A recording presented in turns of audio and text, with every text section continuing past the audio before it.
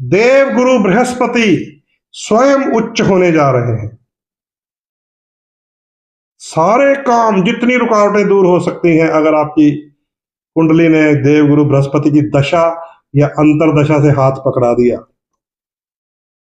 यह भी सुन लीजिए, खेल दशा और अंतरदशा का होता है। तो देवगुरु बृहस्पति उच्च रहेंगे अब 30 अक्टूबर तक, 2 जून से हो जाएंगे। धनु और मीन, 2 लगन वालों के लिए खुशहाली आने वाली है।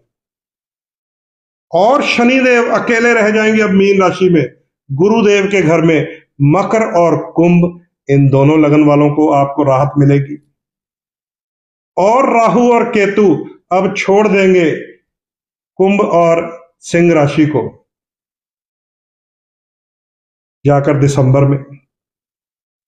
थोड़ी परीक्षा रहेगी जिनके ऊपर 7.5 चल रही है, वो मैंने आपको बता दिया है। कुंभ राशि वाले, मीन राशि वाले और मेष राशि वाले, इनकी थोड़ी परीक्षा अभी रहेगी क्योंकि 7.5 है। धनु राशि वाले और सिंह राशि वाले, इनकी भी थोड़ी परीक्षा चलेगी क्योंकि अभी ढैया है। बाकी आपको मैंने सारे ग्रहों का गोचर बता दिया है। बहुत बढ़िया गोचर, बहुत शानदार ग्रहों का फल, ईश्वर की कृपा बरसने वाली है।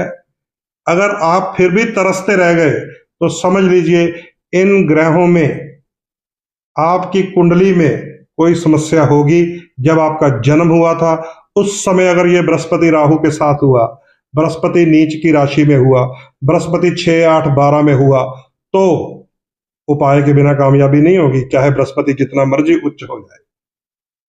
आपकी कुंडली वाला शुक्र अगर खराब हुआ तो विवाह में रुकावट रहेगी, कंसीविंग में रुकावट रहेगी, रिलेशनशिप में प्रॉब्लम रहेगी, चाहे जितना मर्जी शुक्र बढ़िया हो जाए, उपाय के बिना ठीक नहीं होता। आपकी कुंडली वाला बुध अगर राहु के साथ हुआ, या 6ठे घर में कर्जे के घर में हुआ, 8वें घर में परेशानियों मृत्यु के घर में हुआ, या 12वें घर में मुसीबत के घर में हुआ, जेल यात्रा में, तो आपको परेशानी रहेगी, उपाय के बिना ठीक नहीं होगा। तो अच्छा या बुरा होना आपकी कुंडली में लिखा हुआ है। आपकी दशा और अंतरदशा बहुत महत्वपूर्ण होती है। वो यहां बैठकर मैं नहीं बता सकता कि आपका क्या होगा। नीचे लिख रहे ना हमारा क्या होगा, वही होगा जो आपके कर्म होंगे, वही होगा जो आपके ग्रहों की दशा होगी, वही होगा जो आपके ग्रहों की स्थिति होगी। मैं यहां बैठकर गोचर बता सकता हूं। अपने बारे में अगर आपको पूछना है तो आपको एस्ट्रोलॉजर के साथ बैठकर डिस्कशन करनी पड़ेगी कि भैया इतने अच्छे ग्रह आ रहे हैं पंडित जी, हमारी कुंडली में देखिए तो कुंडली में लिखा हुआ होता है। तो यह था दर्शकों आने वाला गोचर, संसार को राहत देने वाला गोचर। और इसमें जो देवगुरु बृहस्पति है वो मैं मानता हूं सबसे बढ़िया होंगे, देवगुरु बृहस्पति। क्योंकि मंगल और शनि का अलग होना भी बहुत अच्छा होता है, पर मंगल अब अथॉरिटी में आ जाएंगे, डंडा उठा लेंगे। जिसने कोई हल्का काम किया उसको दंड भी मिलेगा क्योंकि मंगल मेष राशि में आ गए। जिसने कोई निंदा चुगली की उसको दंड मिलेगा क्योंकि मंगल अब अथॉरिटी में आ रहे हैं 12 मई से। तो प्रभु की तरफ से अपार कृपा आने वाली है, अपार कृपा। अगर आप समय नोट करना चाहते हैं ना अपार कृपा वाला, तो वो नोट कर लीजिए। ये 12 मई से ही शुरू हो जाएगा क्योंकि मंगल शनि अलग अलग हो जाएंगे। और 1 जून से जब गुरु उच्च हो गए तो ना जाने क्या क्या मिलने वाला है। और 30 अक्टूबर तक तो बृहस्पति कर्क में रहेंगे ही रहेंगे। उसके बाद भी जब जाएंगे अपने मित्र सूर्य की सिंह राशि में जाएंगे। 30 अक्टूबर से लेकर 24 जनवरी 2027 तक देवगुरु बृहस्पति अपने मित्र के घर में ही रहेंगे। तो ये अपार कृपा है प्रभु की। ईश्वर जब संघर्ष देते हैं, परिश्रम करवाते हैं, तो उत्तम फल भी देते हैं।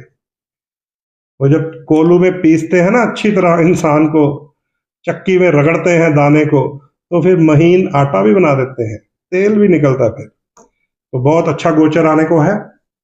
आप लोग सब अपनी अपनी जन्म पत्रियां खोलिए, उनमें देखिए आपके कौन से ग्रह की दशा है, कौन से ग्रह की अंतरदशा है, क्योंकि फल देने वाला आपका दशा नायक होगा, आपका महादशा का ग्रह, अंतरदशा का ग्रह। और फिर आप देखिए आपकी कुंडली में उस दशा और अंतरदशा वाले ग्रह की स्थिति क्या है। अगर वहां उच्च पड़ा हुआ है, वहां बढ़िया पड़ा हुआ है, तो आप कुंडली दोबारा लाल कपड़े में लपेटकर प्रभु के चरणों में रख दीजिएगा। किसी आपको फालतू के चक्कर में घुसने की जरूरत ही नहीं पड़ेगी। सिर्फ आप अपने लगन पंचम नवम को, जो पॉजिटिव थ्योरी, जो हम धर्म त्रिकोण की थ्योरी बताते हैं, उसको अपना कर रखिएगा। अगर आपका दशा और अंतरदशा वाला ग्रह आपकी कुंडली में बढ़िया अवस्था में है। समझ गए मेरी बात को? तो ये है ग्रहों का गोचर। बृहस्पति महाराज अतिचारी गति में भी है, जिसको हाई स्पीड गति कहते हैं। इसलिए प्लानिंग बहुत फास्ट करनी पड़ेगी, पहले ही देखना पड़ेगा। अगर किसी ने मैरिज के विषय में विचार करना है, किसी ने कंसीव करने के विषय में विचार करना है, संतान प्राप्ति के लिए अगर आपने विचार करना है, तो पहले ही अब आपको प्लानिंग में जाना पड़ेगा, क्योंकि अतिचारी गति का मतलब होता है फास्ट स्पीड में है। हम कहते हैं कि 1 जून के बाद देखेंगे गुरु उच्च होंगे ना, साथ साथ निकल जाएंगे, साथ साथ निकल जाएंगे, साथ साथ। इसको कहते हैं अतिचारी गति। इसकी प्लानिंग 1 महीना पहले ही अगर कर ले बंदा, देखे मेरे ग्रह में कोई रुकावट तो नहीं है, उसका क्या उपाय है, क्या दान है, क्या रंग है, क्या रत्न है, क्या मंत्र है, क्योंकि ये सारी चीजें बड़ी जरूरी होती हैं। कुंडलियों में जो ग्रह कमजोर होते हैं और वो हमारे शुभ हों, उनके फिर हम कलर थेरेपी करवाते हैं। और उसमें सबसे महत्वपूर्ण है इन ये रत्न। क्योंकि मान लीजिए मेरा पीला और लाल अगर शुभ है, तो मैं पीले लाल कपड़े पहन लूं, लाल तिलक लगा लूं, केसर लगा लूं, तो वो ऑरा लेके आएंगे मेरे तक। मेरी बॉडी में प्रवेश करने के लिए इन रत्नों की तरंगे चाहिए होती हैं, इनके थ्रू जाता है। तो ये सारे बड़े कीमती काम हैं। मान लीजिए संतान के लिए आपने प्लान करना है, तो आपको लगभग 40 दिन पहले ही बृहस्पति को मजबूत करना चाहिए, तो जाके हमारे बॉडी के अंदर बृहस्पति का अंश बनता है। स्पर्म काउंट में बृहस्पति की प्रभावशाली शक्तियां आती हैं, और जाके फिर वो कंसीव में मेल बेबी तक कंसीव करवा देता है। पुराने जमाने का एक उपाय है, पुराने बुजुर्ग कहते थे कि दूध को अच्छी तरह उबालो और शुद्ध 24 कैरेट सोने के सलाई को या पत्री को पकड़कर लाल कर दो आग पर, और उस दूध में गिरा दो, उबलते हुए दूध में। और जब वो दूध ठंडा हो जाए, फिर वो पीना चाहिए, खासकर पुरुष को। और लगभग कंसीव की प्लानिंग से वो 90 दिन 40 दिन पहले शुरू करवा देते थे। इसका क्या मतलब था? बिना कुंडली देखे हमारे बुजुर्गों को ये उपाय आते थे, बिना कुंडली देखे। उसका मतलब ये था कि बॉडी में जुपिटर का जो अंश है, बृहस्पति की शक्ति जो है, वो बढ़नी चाहिए। जो हम पुखराज पहनकर बढ़ाते हैं, जो हम केसर लगाकर बढ़ाते हैं, वो गोल्ड होता है 24 कैरेट। उसको बिल्कुल सुर्ख लाल करके दूध में बुझाकर अच्छी तरह ठंडा करके फिर पुरुषों को पिलाया जाता था। और पिछला जब हम रिकॉर्ड चेक करते हैं ना हरिद्वार जाकर, वो कहता कितने कितने भाई थे तुम्हारे पिता? वो कहते 7 भाई थे। दादे कितने थे? 8-9 दादा थे। उनके कितने परदादे थे? परदादे कितने भाई थे? 11 भाई थे। पता है आपको? मतलब आज जो हम लोग 1 बेबी पे आ गए हैं, 2 बेबी पे आ गए हैं, 1 भी नहीं करना चाहते। अब तो लोग शादी नहीं करना चाहते। खैर, पीछे जाइए अपनी पीढ़ियों में, अपने फादर के भाई बहन देखिए कितने होंगे, कम से कम 5, 6, 7। अपने दादाजी की जो पीढ़ी थी उनमें देखिए कितने उनके भाई थे, कम से कम 7, 8, 9। और दादाजी के पीछे चले जाएंगे तो फिर 11, 12 मिलेंगे। क्या क्या रीजन था? कि सब पुरुषों को कर्ण भेदन संस्कार किया जाता था। ये जो कान में नंती डाली जाती है, इसको कहते हैं कर्ण भेदन संस्कार। ये रीढ़ की हड्डी को ऐसे सीधा कर देता है। सब पुरुषों को पुराने बुजुर्ग बृहस्पति मजबूत करवा देते थे। ये जो अभी मैंने आपको 24 कैरेट वाला फॉर्मूला बताया है। लेकिन प्लानिंग होती है। अब ये आप आज से मान लीजिए बृहस्पति को मजबूत करना शुरू कर देंगे, तो 1 जून जब गुरु उच्च हो जाएगा तो हमारी बॉडी में उसकी एनर्जी होगी। उसके बाद 1 जून से 30 अक्टूबर के बीच में अगर हमने उस शक्ति का प्रयोग कर लिया तो तीर एकदम सटीक निशाने पर लगेगा। ये होता है सिस्टम। इसलिए हम कहते रहते हैं कि ये जो ग्रह गोचर है, इसमें अशुभ ग्रह आ जाए तो सारी प्लानिंग बंद कर देनी चाहिए। इसमें मैंने देख लिया मंगल शनि इकट्ठे हैं, तो मैं कहता हूं भैया रुक जाओ, शांत रहो, किसी के साथ हिसाब करने मत जाना पुराने लेन देन का। क्योंकि मंगल जो दोस्त होते हैं, मित्र होते हैं, भाई होते हैं, अगर वही शनि के साथ झगड़ालू बना हुआ है और तुमने वही खाता खोल लिया कि तुमसे ये लेना था, तुमसे प्रॉपर्टी की ये बात करनी थी, तुमसे पेमेंट की, तो वो मर जाएगी और लड़ाई हो जाएगी। शुक्र ग्रह राहु के साथ आ जाए, नीच हो जाए, अस्त हो जाए, तो कुंडली भी नहीं मिलानी चाहिए। शादी करना तो बहुत दूर की बात है, लड़की भी लड़का ढूंढना नहीं चाहिए। क्योंकि शुक्र अगर खराब है और आपने जीवन साथी को ढूंढने के लिए कुछ निकल पड़े आप, तो वो आएगा आपके जीवन में, या वो आएगी जो आपको ढूंढ रही है, जिसके साथ पूर्व जन्म में किया हुआ कोई क्या कहूं मैं, कोई कांड, वो पत्नी बन के आ जाती है, फिर पति बन के आ जाता है, फिर इस जीवन में परेशानियां होती है। क्योंकि शुक्र राहु चल रहा होता है, शुक्र नीच चल रहा होता है, तारा डूबा पड़ा होता है। लोग कहते हैं बता दो पंडित जी, मिला दो हमारे गुण, हम कम से कम एंगेजमेंट तो कर ले। इसलिए मैं कहता हूं कि जब ग्रह अस्त हो, नीच हो, डाउन चल रहे हो, राहु के साथ हो विशेषकर, तो सारी प्लानिंग बंद कर देनी चाहिए। लेकिन अब जब मैं आपको बता रहा हूं गुरु उच्च होने जा रहा है, मंगल अपने घर में जा रहा है, बुध ट्रेडिंग का ग्रह 1 साल बाद अपने घर में आ रहा है, शुक्र ट्रेडिंग के घर में रह रहा है, शनि शांत हो जाएगा, तो अब प्लानिंग करनी चाहिए। यह सिस्टम होता है कुंडली दिखाने का। कुंडली हर वर्ष अपने जन्मदिन पर अवश्य दिखानी चाहिए, क्योंकि 1 साल का वर्षफल मिलता है। और हर महीने संक्रांति पर जब सूर्य राशि परिवर्तन करता है, तो हमें पता चल जाता है कि इस जातक के 30 डेज अब कैसे जाएंगे। जैसे मैंने आपको बताया कि 15 मई को सूर्य अब वृष राशि में जाएंगे और 30 दिन वहां रहेंगे, 15 जून तक। संक्रांति से 1-2 दिन पहले कुंडली फिर दिखा ले, आपको पता चल जाएगा ये 30 डेज नुकसान वाले हैं, प्रॉफिट वाले हैं, फायदे वाले हैं, लॉस वाले हैं, कुछ मिलेगा या कुछ जाएगा। और जब जन्मदिन पे कुंडली दिखाते हैं तो पता चल जाता है 1 साल हमारा कैसा मैनेज करेंगे हम। तो लीजिए दोस्तों, ये है ग्रहों का गोचर, मई के महीने में आने वाला शुभ परिवर्तन। 12 मई से मंगल और शनि अलग होने वाले हैं, 1 जून से गुरु ग्रह उच्च होने वाले हैं। कुछ भी प्लानिंग करेंगे तो हमारे जीवन में ये जो 1 जून से 30 अक्टूबर तक का समय है, सफलताओं भरा हो सकता है। डिपेंड फिर करेगा आपकी कुंडली के ऊपर, आपकी दशा और अंतरदशा के ऊपर। उसके साथ अपडेट रहें, उसके हिसाब से आपके दान क्या है, आपके रत्न क्या है, आपके रंग क्या है, आपको किन चीजों को, जैसे कहते हैं ना, इष्ट देवता के रूप में उनके मंत्रों को, उनकी भक्ति को पहल देनी चाहिए, ये आपकी कुंडली बता देती है। और इस समय ये जो ग्रह की लाइन मैंने आपको बता दी है, शुभ होने जा रही है। आप लोग इसको दोबारा सुन लीजिएगा। दोबारा सुनने के लिए इसको अपनी अपनी फेसबुक पे, अपने अपने व्हाट्सएप में शेयर कर लीजिए, क्योंकि डेट्स मैंने आपको सारी बता दी हैं।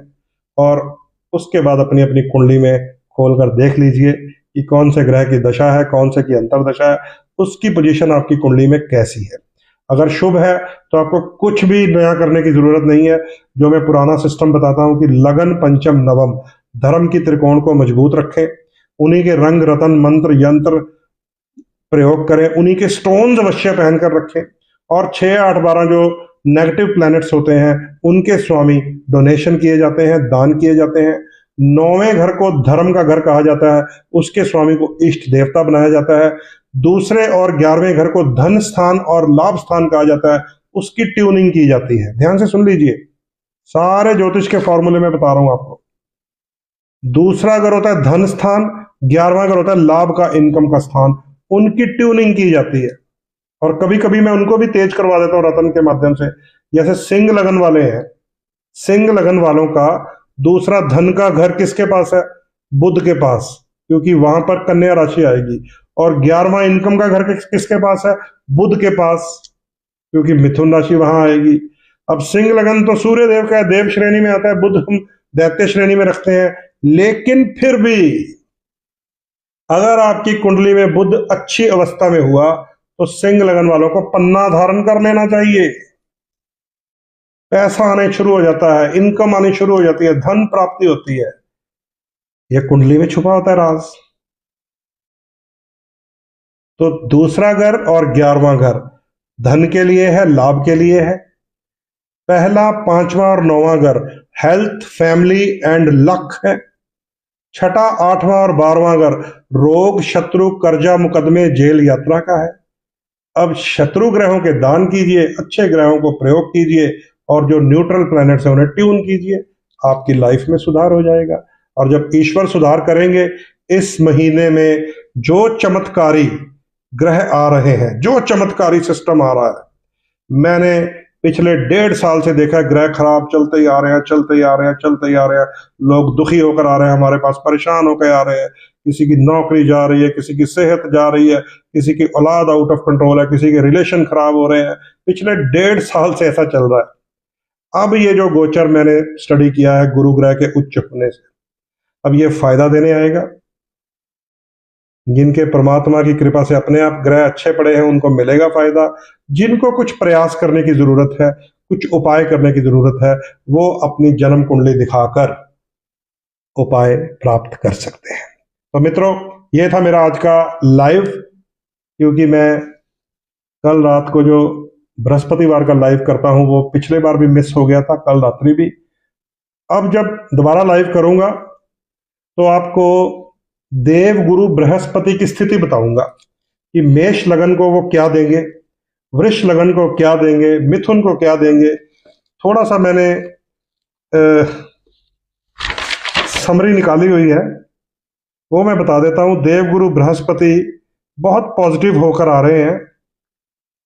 लगभग 3 राशियां ऐसी हैं जिनके लिए वो नेगेटिव रहेंगे। अभी बताऊंगा नहीं आपको, वो दोबारा लाइव में बताऊंगा। उनको सख्त उपाय की जरूरत पड़ेगी। 3 राशियों को देवगुरु बृहस्पति के उच्च होने के बावजूद भी नुकसान होने वाला है। उनको सख्त जरूरत पड़ेगी कि बृहस्पति के इस उच्च के पीरियड में उपाय कर लें तो लाभ मिलेगा। और पॉजिटिव फॉर 3-4 राशियां ऐसी हैं जिन्हें खूब लाभ मिलेगा। ये सारा मेरे पास नोट होता है, ये लीजिए, ये बृहस्पति की समरी मैंने बनाई हुई है। जो लोग मेरे ऑफिस में आते हैं उन्हें इस डायरी के बारे में पता है। इसमें सारा ग्रह गोचर है पिछले 1.5-2 साल का। तो 3 राशियां थोड़ी गड़बड़ आने वाली हैं, उनके लिए उपाय भी निकालेंगे और जब अगला लाइव करेंगे तो उनके लिए उस राशियों के बारे में जानकारियां भी देंगे। अब का लाइव मैं अब यहीं पे समाप्त कर रहा हूं, क्योंकि वैसे तो मेरा सिटिंग का टाइम जो ऑफिस का 5 to 7 है। जो मुझे ऑफिस में आकर मिलना चाहते हैं वो 5 बजे से लेकर 7 बजे तक मुझे मेरे ऑफिस में, मेरे दफ्तर में आकर अपनी जन्म पत्रियां दिखा सकते हैं। जो ऑनलाइन व्हाट्सएप के माध्यम से मुझसे जन्म पत्री दिखाना चाहते हैं तो सिस्टम को मैं दोबारा बता देता हूं। मेरे इस नंबर को नोट कर लीजिए, वैसे सबके पास ऑलरेडी होगा, 9872065786। सिस्टम और नंबर मैं इसलिए बता रहा हूं कि लोग इसके ऊपर कॉल करते रहते हैं। ये नंबर का रिंगर ऑफ होता है दोस्तों, इसका रिंगर बंद होता है, इसकी रिंग मुझे नहीं सुनाई देती, क्योंकि ये फेसबुक पे है, ये इंस्टाग्राम पे है, ये पुराने जमाने से टीवी चैनलों में चल रहा था, ये बहुत सारे विज्ञापनों में आ चुका है, तो ये चलता रहता है, इसलिए इसका प्रयोग मैं नहीं कर पाता हूं। हाँ, व्हाट्सएप कीजिए आप, मैसेज, कॉल मत कीजिए। अपना नाम, अपनी डेट ऑफ बर्थ, अपना टाइम, अपना प्लेस, जन्म स्थान, वो आपको टाइप करके लिखना है। केवल इतनी टाइपिंग करनी है, नाम, डेट ऑफ बर्थ, टाइम और प्लेस। और आपके मन के कोई सवाल है, क्वेश्चन है जो आप पूछना चाहते हैं कि मेरा काम नहीं बन रहा, मेरी जॉब नहीं मिल रही, मेरी शादी नहीं हो रही, मेरी औलाद के सिस्टम में, मेरे विदेश यात्रा में, जो भी, वो आप वॉइस मैसेज बना दीजिए। उसके लिए टाइपिंग के चक्कर में मत पड़े, वो आप वॉइस मैसेज बना दीजिए और फिर आपको हमारी तरफ से एक रिप्लाई जाता है स्टिकर के रूप में कि हमारा सिस्टम क्या है। उसको फॉलो करते जाइए, आपकी कुंडली के आंसर आपको वहां मिलने शुरू हो जाते हैं।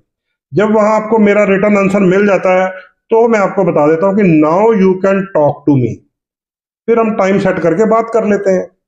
ये है आसान तरीका। अगर आप कहें जी मैं फोन कर रहा हूं, पंडित जी बैठे ही होंगे कहीं उठा लेंगे, नहीं हो पाएगा, क्योंकि इस फोन का रिंगर मैंने बंद किया हुआ है और लगभग हर मोबाइल का फोन जो है मैं बंद कर देता हूं जो मैं विज्ञापन में देता हूं, समझिए। तो ये विज्ञापन में आया हुआ नंबर है ये तो, और आज का नहीं है, पिछले 25 साल से 12 साल तो यही नंबर जो है टीवी चैनल पे रहा। उस समय प्रिंट मीडिया का जमाना था, अखबारों में भी चलता रहता था। और अब जब से सोशल मीडिया आया है उसके बाद फिर ये फेसबुक में है, इंस्टाग्राम में है, व्हाट्सएप में है, यूट्यूब में है। हाँ, आप मेरे वीडियो यूट्यूब में जाकर देख सकते हैं। वीडियो आज वाला भी मैं बाद में अपलोड वहीं करूंगा। आप यूट्यूब पर सर्च में जाकर लिखें पंडित राजन शर्मा लुधियाना, तो आपको मेरे वाला चैनल खुल जाएगा। वहां पर भी आप पंडित राजन शर्मा लुधियाना 9872065786 लिख सकते हैं, तो मेरे वाला आपको चैनल मिलेगा। क्योंकि सेम नाम के एस्ट्रोलॉजर बहुत है। आप लिखेंगे ना पंडित राजन शर्मा, तो कोई दिल्ली से खुल जाएगा, कोई जलंधर से, कोई लुधियाना से, कोई कलकत्ते से। और कई बार मेरे तक ऐसी इंफॉर्मेशन आई है कि कभी कभी सेम नाम की तरफ बाई चांस दूसरे एस्ट्रोलॉजर तक कोई ना कोई मेरे मित्र बंधु एज ए क्लाइंट्स चले गए, तो वो कहते हैं वो नहीं है, असली मैं हूँ राजन शर्मा। भैया आप सारे असली राजन शर्मा हो सकते हैं जिनका माँ बाप ने नाम राजन शर्मा लिखा है, लेकिन जो ग्रहों का गोचर मैं बता रहा हूं, लेकिन जो ग्रहों की रेमेडी सिस्टम मैं बताता हूं, जो ग्रहों को ट्यून करने का तरीका बताता हूं जो कोई नहीं बताता, वो तो ये वाला पंडित राजन शर्मा लुधियाना ही बताता है ना। तो अब क्लाइंट फिर डिसाइड करते हैं कि असली कौन है, डुप्लीकेट कौन है। ठीक है, इसलिए मैं तो इस चक्कर में नहीं पड़ता खैर कि मैं हूं या वो है। आप सर्चिंग में जब जाएं, चाहे गूगल में जाएं, चाहे यूट्यूब में जाएं, चाहे फेसबुक में जाएं, तो पंडित राजन शर्मा लुधियाना 9872065786 लिखना चाहिए, ताकि आपको डायरेक्ट सेम वही चैनल खुल जाए जिसकी आपको तलाश है। तो लीजिए मित्रों, लंच का टाइम हो गया है। ठीक है, आपके साथ 5 मिनट और बात कर लूंगा, वो आपके जो जनरल कोई क्वेश्चंस आएंगे उसके ऊपर। और जाते हुए पंचांग ये मैंने खोल लिया है, इस महीने की कोई पर्व है तो उसके ऊपर बात कर लेते हैं। आज जब बात कर रहा हूं, शुक्रवार है, 8 तारीख है। कल शनिवार को मासिक शिवरात्रि है, गंडमूल लग जाएंगे, 8-15 तक रहेंगे। 10 तारीख को पंचक शुरू हो जाएगी। 12 तारीख को मंगल ग्रह मेष राशि में चले जाएंगे। और 13 मई को अपरा एकादशी का व्रत है। और पंजाब में माता भद्रकाली का मेला लगता है, कपूरथला में बहुत शानदार मेला होता है। पूरी आस्था और श्रद्धा से लोग वहां जाते हैं, और माँ काली के चरणों में सर झुकाने से भी राहु केतु और शनि से मिलने वाली परेशानियां दूर होती हैं। जो लोग आना चाहते हैं, मेला भद्रकाली का ध्यान से सुन लीजिए, ये कपूरथला में लगता है पंजाब में, और ये 13 मई को होगा। 14 तारीख को पंचक समाप्त हो जाएगी और बुध ग्रह वृष राशि में आ जाएंगे। 15 तारीख को ज्येष्ठ संक्रांति है, यानी कि सूर्य वृष राशि में चले जाएंगे। जेठ का महीना जिसको क्या कहते हैं पता है, अथाह गर्मी का महीना। और 16 तारीख को बड़ा महत्वपूर्ण दिन है, 16 तारीख को शनेचर जयंती है, शनेचर जयंती। तो शनिदेव की जयंती आ रही है 16 को, अमावस्या के दिन।